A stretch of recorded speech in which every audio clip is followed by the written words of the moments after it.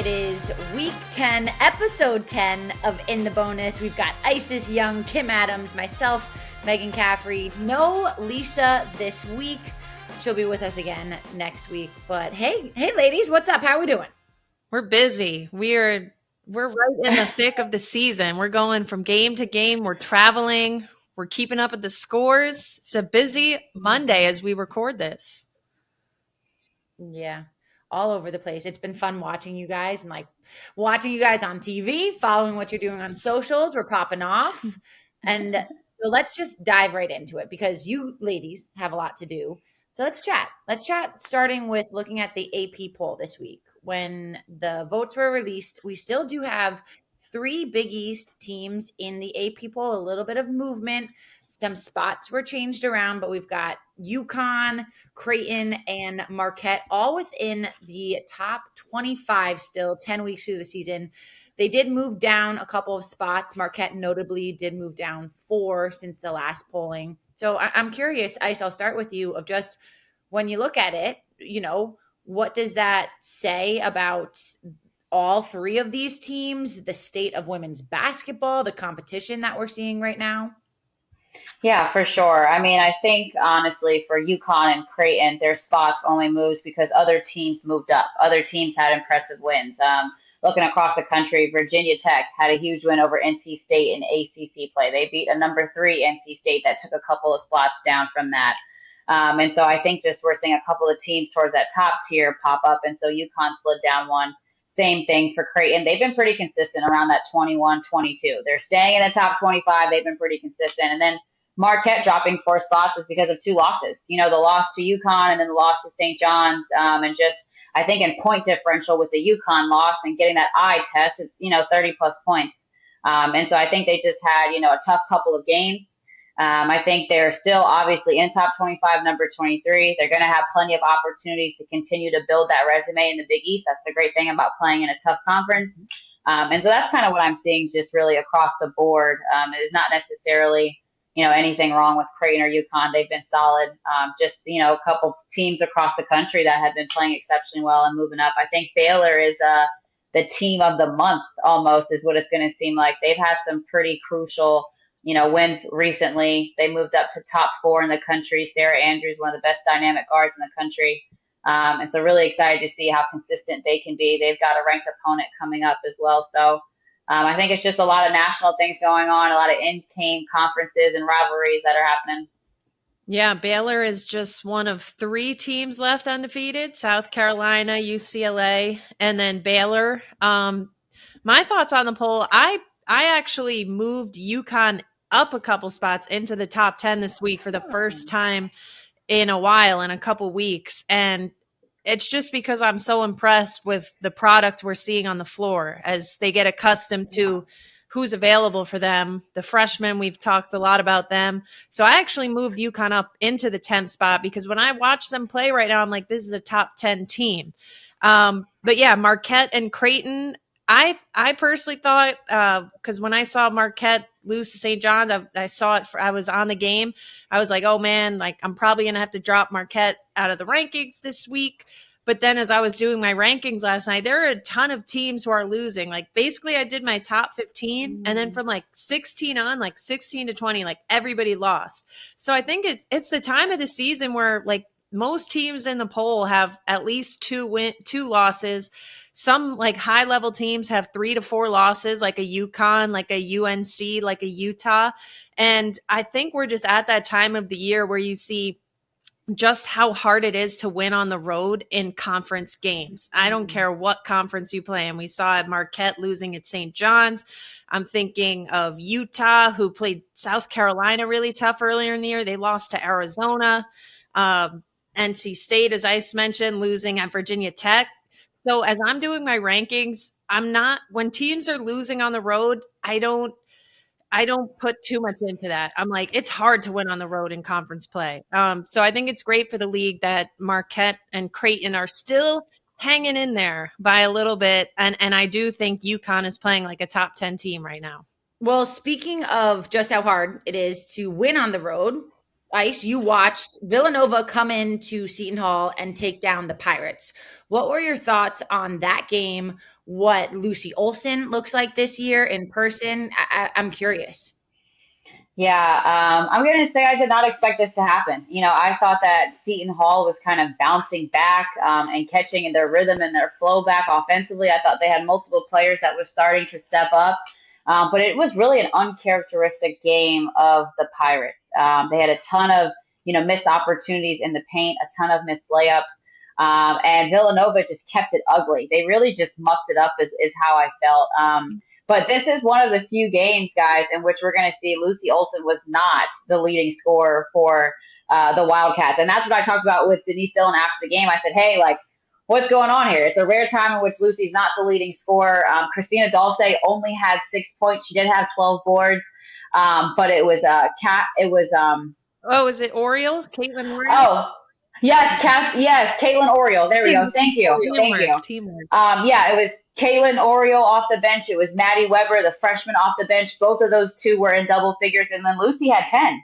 And so only a 50-point game. I mean, it was a low-scoring game, but it made me think of like the Wildcats. It was just a good game to pull out on the road, knowing that your leading scorer didn't have her best day, but your team could still win and pull games out. So I thought that they looked pretty strong. I thought that it was just a tough, ugly game. But in conference play, like when you win those, especially on the road, as Kim just alluded to, like those are the extra ones you need at the end that really count.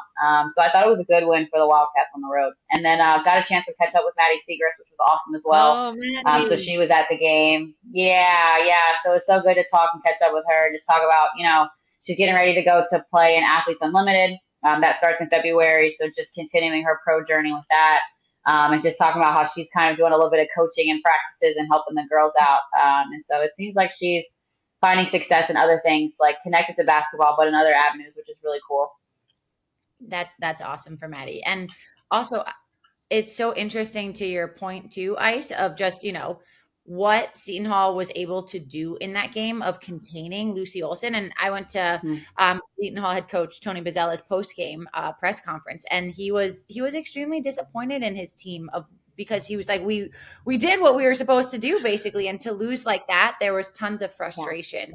But the Pirates were able to have a little bit of comeback, an offensive explosion. But Kim, let's talk a little bit about St. John's, honestly, because you've seen a lot of the Johnnies recently. Yeah, the reason I was chuckling there is because I think I saw a tweet from you after the game where Tony was like, there was not a single positive in this game. I was at the game. And man, that's such a Tony tweet. But yes, I am the St. John's expert on the podcast this week. I had the good fortune of being assigned both of their games this week, which were very exciting. So we started off midweek. Top 20 Marquette came into Carneseca. St. John's was just 500 on the season. St. John's walks away with a 1-point win in that one. So just a couple takeaways from the game. A lot changed in the second quarter. Jordan King got her second foul late in the first quarter. She did not play at all in the second quarter. And I thought Marquette's offense just got lost. There were careless turnovers that we don't typically see from them. The offense got stagnant, and Jordan King didn't play a second of the second quarter. So the game changed a lot there. But they did come back, and St. John's was down 8 in the third quarter, maybe even early in the fourth. At some point in the second half, they were down 8. And it looked like, okay, like they gave it a good fight against a top 20 team. Marquette's going to pull this one out. But then St. John's defense said, no way. So my two notes, and I'll get into a couple quick notes on the next game. My two notes on St. John's from both of these wins: 1, their defense, and 2, Unique Drake. This defense in the Marquette game forced 23 turnovers. Marquette only averaged 14 on the season. They are long, they are athletic, they are disciplined. Disciplined defensively is a word I'll use for St. John's defense. They do not foul. They're vertical, they're in position, they're helping, and that their defense won them the game, and probably Unique Drake did too. So the next game I had was the Providence game. Unique Drake had 24 in each of those games. I left so incredibly impressed by her ability to create her own shot. All she really needs is a ball screen, and she could lose her defender. So I'll kind of mix in the two games here. They then went to Providence. It was an ugly first half. Both teams, like, really no offense, like a ugly pickup game. The ladies got it together a little bit in the third quarter. Providence came on a huge run out of the third quarter. Again, St. John's found themselves down. I believe it was 8 again. And again, defense and Unique Drake came through. Long, athletic, Unique Drake, 24 points. So very impressed by the week St. John's had. I'll also give a note on Providence. It was my first time seeing them live with Coach Erin Bath. We spoke to her at Media Day. My thoughts haven't changed. She's just a joy to speak to. You see how hard her players are playing for her. Not to mention this Providence team is still doing this without 2 of their starting guards. Unfortunate news, It was confirmed that Kylie Shepard is out for the season, which is just a real bummer. They do hope to get Gracie Fosa back, but they had started off 2-0 in the Big East without them. They're playing very hard, very together. They're a competitive bunch under Erin Bath. So I think there's great things coming their way. I could see Coach Bath just getting great recruits, because who wouldn't want to play for her? Kim, since you are the St. John's expert for us this week, I'm curious 2 things. First, I want to talk about their defense a little bit. Who stands out to you the most for them on defense? Now, that's a hard question because, 3 players. I'll give 3 brief mentions. In the post, it's Jillian Archer, who's the vet, and it's a transfer from Robert Morris, Phoenix Gideon. There was some times where Jillian Archer got into foul trouble, especially in the Providence game against Olivia Olson, one of the best centers in the Big East. Phoenix Gideon, I kid you not, between the Marquette and the Providence game, she had to have drawn at least 6 charges in the post. She just is, she's not that tall. Look, she's 6 feet, but she's broad. She's strong. She steps up into position. She's not afraid of contact. I kid you not. At least 6 charges in those 2 games. So she was great on defense. And then a real X factor for this team is going to be Tara Day, who transferred in from DePaul, didn't do much. Actually, she played about 20 good minutes there, but not a lot of scoring. She is a real problem on the defensive end.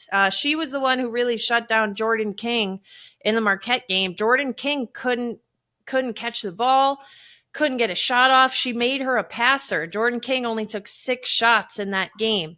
Tara Day also shut down Lucy Olson when St. John's beat Villanova.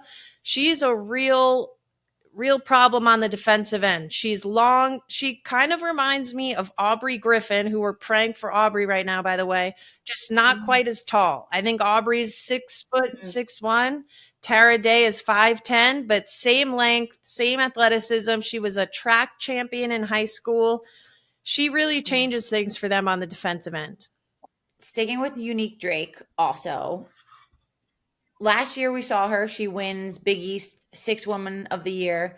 And now this year, we're seeing her really come into her own even more so in this new role, really, that she has on the offensive side for St. John's.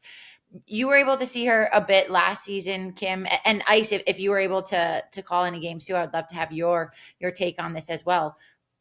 Where do you see the most improvement for her? Well, she knows it's her team now, and I'm interested. We're going to talk to her just to see how she flipped that switch. The crazy thing, and I said this on the air in the game, you wouldn't know that this is not a player that has an average 20 points a game every year. Like she's playing with the confidence right now, like with the swagger. Like, I do this every game. Like, it's like, if you just watch her for the first time, you'd be like, oh, she must be averaging like 18 on her career. Like, no, she averaged 8 points a game last season. I feel like the skill has always been there, but she like embraced more of that role player. And now it's just her time to shine. Like, she is such a skilled offensive player, fundamental. The 3-point shot is over 40% this season. The mid-range pull-up game is just ridiculous. It's automatic. It's stopping on a dime, not hitting rim on any of these pull-ups. So I'm interested to hear from her, because like, I want to know, where did this come from too? But for me, I think she's just like stepping into this role. I think it's always been there, and it's her time right now.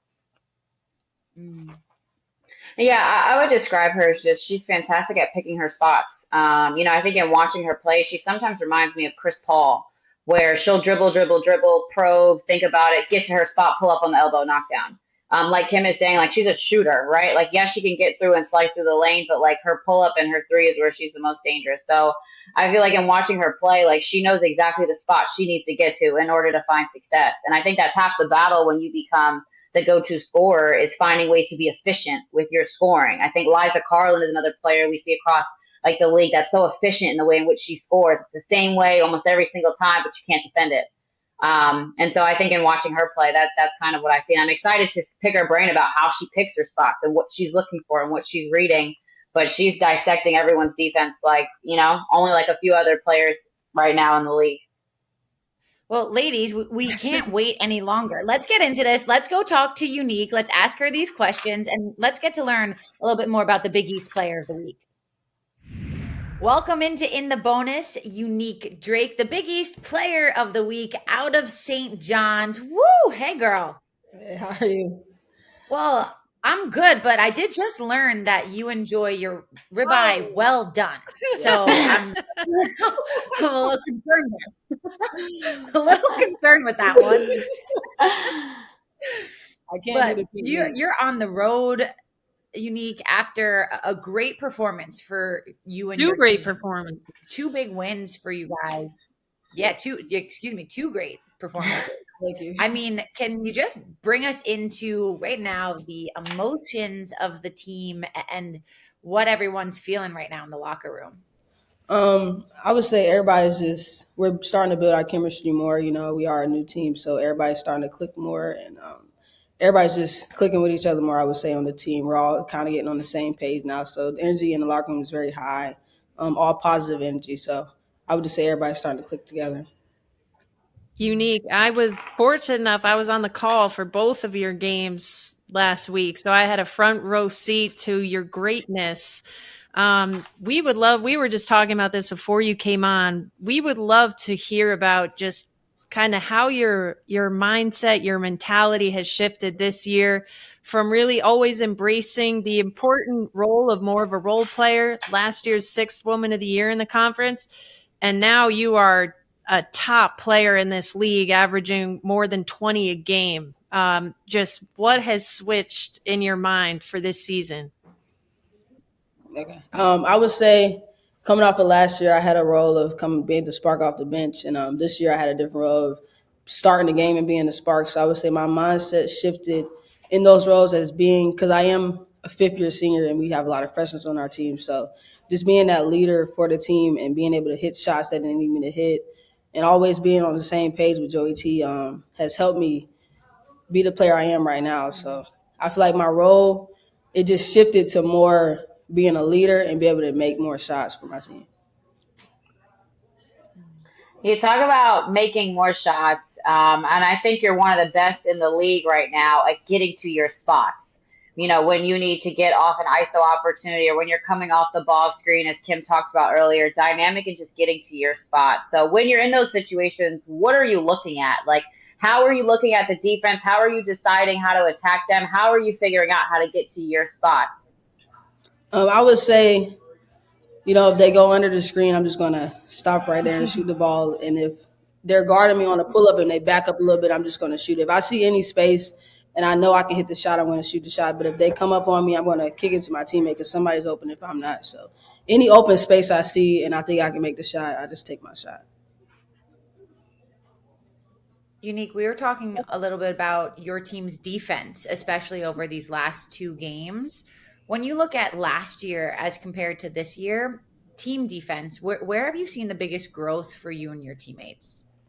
I would say talking and communicating on the floor with defense, because if you don't talk on defense, it's just not going to work. So I would say talking has got better for us, and just making sure that we're always in help side. Because, if you get beat, you got to always know that somebody's going to have your back on help side. So I would say our help side has gotten a lot better for us, and it works for us as a team. Unique, you talked about how much newness there is to the group this year, but really the other St. John's veteran with you is Jillian Archer, who's also been really impressive as of late. How would you describe what she has brought to your team this season, specifically on the defensive end, if we stick with that end of the floor? Jill has brought a huge defensive presence for us. I mean, she blocks a lot of shots for us. She's just always there and help side. Like, she's what we call a fixer on our defensive end. Like, she's always in the right spot for us if somebody's not. So I would say Jill is a huge part of our defense being successful for our team. She's just always there. She always knows where to be on defense. So she's a good defensive player. Unique, when you talk about going through Big East play and finding ways to win at home and on the road, what do you feel like is the most critical component that the Red Storm bring every time on the court that's going to lead to success? I would say just competing, just staying together throughout the entire game, and our defense, getting stops and then getting to stop and be able to go score on the other end is really huge for us. Because we can't get stops, we just got to make sure that we can go on the other end and get points on the board. So I would just say competing every night and just staying together and playing defense has helped us get the dubs that we've gotten this season. I think it might be time, Kim. We ready to do a little in the bonus Yes. round? All right. Unique? So Unique, this is the game we play towards the end of the interview with all of our guests. Since it is in the bonus, we're going to ask you 5 questions, since that's how many fouls it takes to get in the bonus. And just answer them however you want. Have fun with it. Okay, Unique. Question 1, and I'm very excited to hear this answer because I never know where to go when I come to St. John's. Your favorite place to eat around St. John's campus?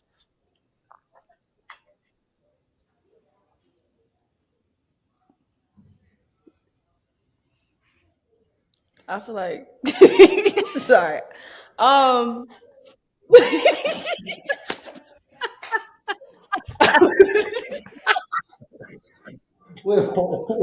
It's just funny because ain't no food places for real. Wait, what did you say? I didn't hear it. There's no good, like the Subway? There's no good one? There's no good food places. A food truck? There's food places everywhere. They said around campus. Oh gosh, and a Chinese spot in the wall that's pretty decent. Everybody Pizza got a and good Chinese bagels? spot. I mean, we're in I don't even Queens. like Come Chinese on. food. What about addiction? Addiction? I would say our addiction is good. It's like a deli. Hey, I mean, we're in Queens. We got to keep it simple. Deli, bagels, and pizza. What more? I don't know if that's the healthiest D1 athlete diet, but so it's called addiction. I'm gonna say Yeah, it's called addiction. They sell that like marketing smoothies push is there. and stuff like that. Okay. Question. Oh, can you Uh-oh. hear us? Okay. Yeah, I can hear y'all. Yeah. All right. Question 2. Some type of content that you're consuming right now. It could be a show, a movie, a book, a podcast. What are you enjoying these days?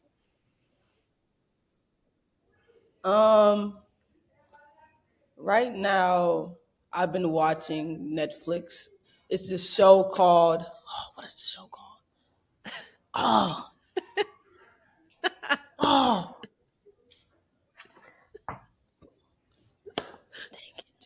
Okay, I can't think of the show right now, but it's a show on Netflix that I've been watching that's really good. But I have been watching this. Is that good, huh? Yeah, it's really good. But I've been watching this. What is it about? Can you give us? It's about so this girl. Y'all don't think it's weird.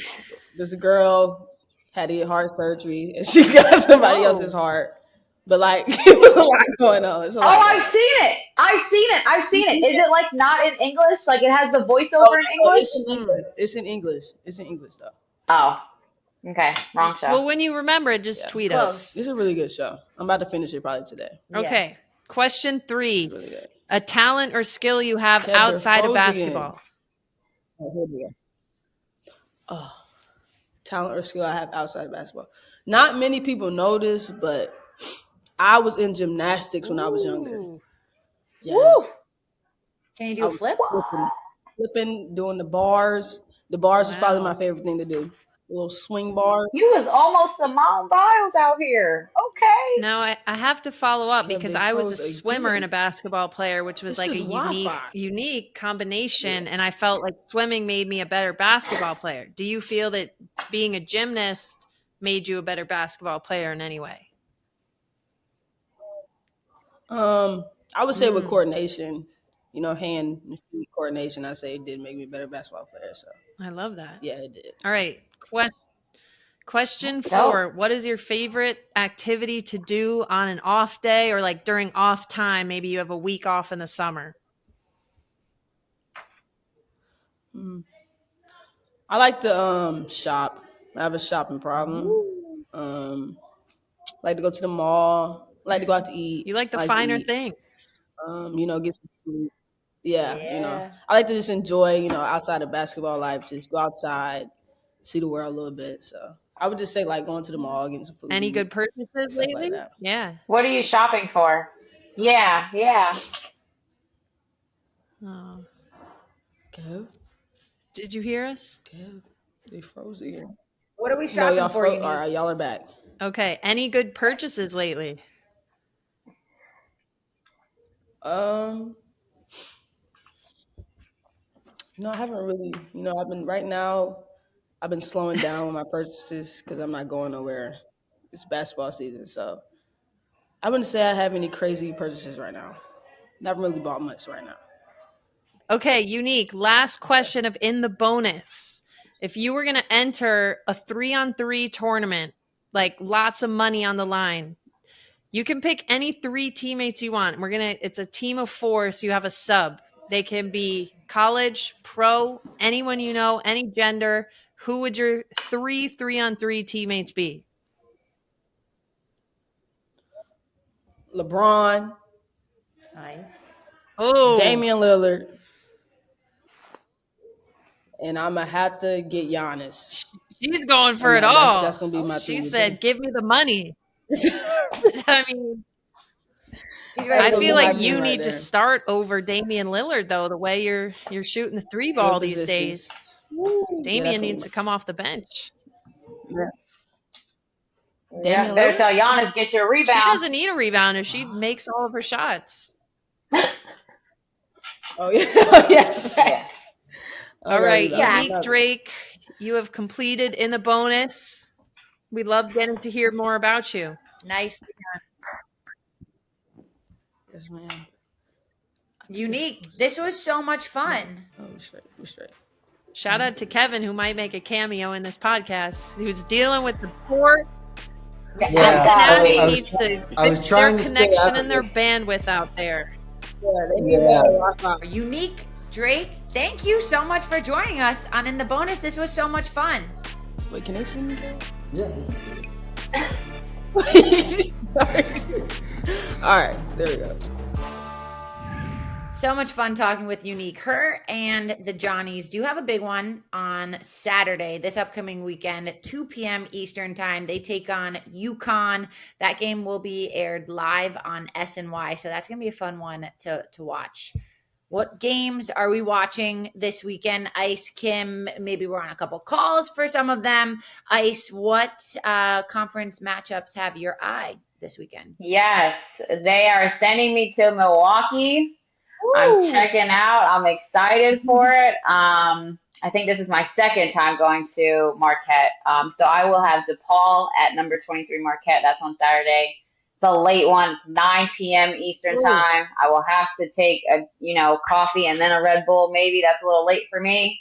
But really excited for this matchup. I think DePaul has just seemed so close. Every time, like, even in these games that they're losing, like it's single digits, they're climbing, different people are stepping up. And so just really want them to try to put it all together and have a solid 40 minutes of play. And I think for Marquette, it's about protecting home court, right? It's about protecting home court. You've experienced a couple of losses lately. You have to show that you've learned from them and that you're growing in your response. So I'm excited for this matchup. And the coaches matchup as well. I think, Coach Duffy and Coach Doug, like it's just such a good, chess match. And so excited to see the in-game adjustments from both coaches.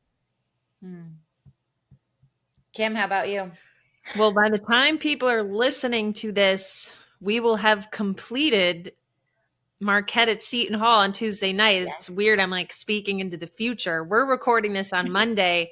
I'll be on that call tomorrow night. When you're listening to it, it will have already happened. So I have a feeling That's going to be a tight one. So I can't wait to hear how that one ended up. Another one I have my eye on, again, if you're listening to this podcast right now, 11:30 a.m. on today, Wednesday, Georgetown at Villanova. I'm intrigued by this matchup.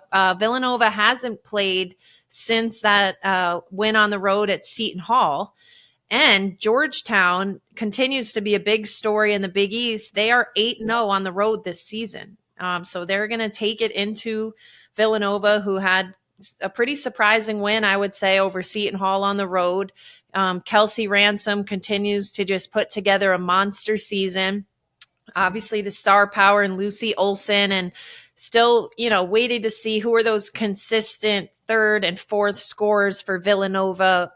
We know Denise Dillon is a great coach.